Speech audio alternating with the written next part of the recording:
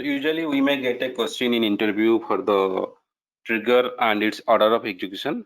So when we are going to insert or update a record, what is the order of execution Salesforce follows to save that record? Okay, let's see. I have a record. I'll explain this flow completely. Okay, so let's see. I have a record. I'm going to save in the account object. Let's consider the record is A. Okay, so there are many fields. Let's account record A I'm going to insert. So now what happened to insert or update the record or to do that DML operations on that record, what we do?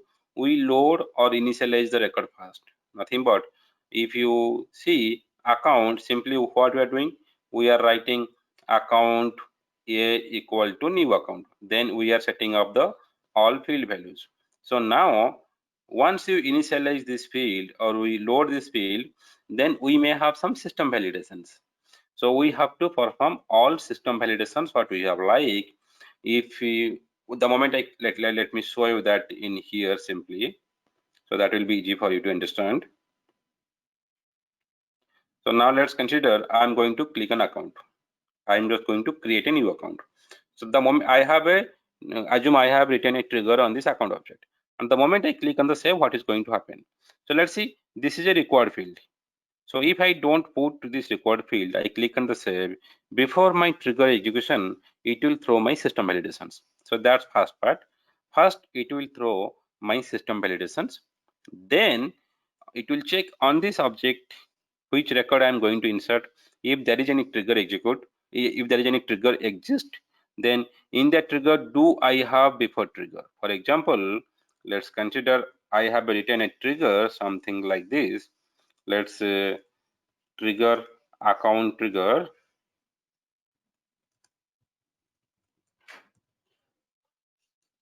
on account object. Then do I have before events? Let's see. I have written before insert or after insert. All the operations or all the events I can write here. Okay, like this before update, after update we have. So if I have before insert, then it will execute my before trigger. So once I have written the logic for my before trigger, let's write a dummy logic here. So if I have something like this, if trigger dot is before, then I have written some kind of logic here simply. Okay, so now before trigger will execute all the logic whatever we have. Okay, so once my before trigger execution completes, nothing but if I have account A which I am going to insert to my database or update my database, then once my before trigger executes, this is my save point, this is my before, this is my after. So whatever the logic I have written, it will execute in the before trigger. So once this is done, then before I save this record, not coming to database, before I save this record, it will check all the custom validations what we have written. So in the account object, whatever the validation rule you have written, it will execute that. And same way, if you have enabled your duplicate duplicate or matching rule, then if any duplicate rules defined in that object, then it will execute your duplicate rule. So once done, then it will save. Nothing but a which save point I'm saying here. So it will load or initialize record. It check all system validation like how I have shown you here. Then once system validation pass, then it will execute my before trigger. Then all custom validation what we have written on the object, it will execute. Then it will execute my duplicate rules if anything defined. Then it will save my record. That means it's not committed, but my record is final now. I'm going to my after event and the record cannot be modified. So then it will execute my after trigger. So whatever the logic I have written in the after trigger will execute now. Okay, for example, if I have some logic defined here,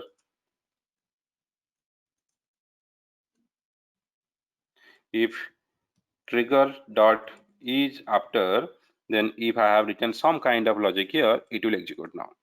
Okay, once my after trigger execution completed, then it will execute my assignment rule. Like if it's a lead or case object, then I may have some assignment rules. It will define that or it will execute that. Then if we have any auto response rule for the case object or lead object. If any auto response rule we have, then it will execute my auto response rule. Then if we have defined any workflow on my object, then it will execute my workflow actions. And in workflow actions we may have field update, then it will update the record. Okay, and same way if you have any process and flows, process builders, processes or flows we define, then it will execute my flow. Then we have, if you have defined any escalation rule for case object specifically, it will define, it will execute my escalation rule. Then it will execute my entitlement rules. If in the opportunity you have defined any entitlement rules, then it will define my entitlement, execute my entitlement rules. Then if you have defined any roll up summary field to this object, then in the parent object the roll up summary field will be updated. Then same way grandparent level roll up summary will be executed. Then if you have defined any sharing rule on this object, then criteria based sharing rules will be executed. Then finally we will update my record in my database. And once you update, if you want to execute some logic like after commit logic, that will execute.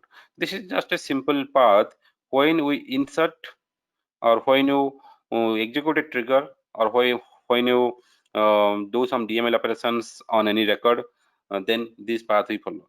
We execute system validation before trigger, custom validation, duplicate rule, then we save the record, then we execute after trigger, then we do assignment rules, then response rule, then workflow actions. If any field update, then once again we execute my update trigger. Then we go for my process and flows, escalation rule, entitlement rule. Then we execute the roll-up summaries update. Then we execute to criteria-based sharing rules. Then we commit the records.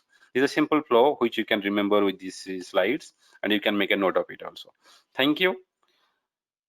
Hope you got a little bit more clarity on the different set of questions on triggers. We'll see such more questions in coming sessions. Thank you.